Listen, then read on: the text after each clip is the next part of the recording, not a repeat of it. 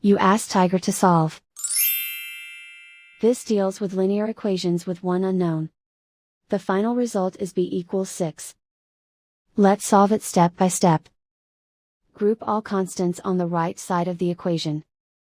Subtract 12 from both sides. Simplify the arithmetic.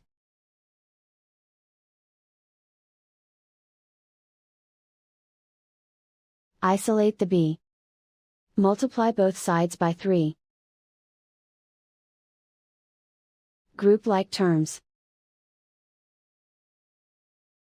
Multiply the coefficients. Simplify the fraction. Simplify the arithmetic.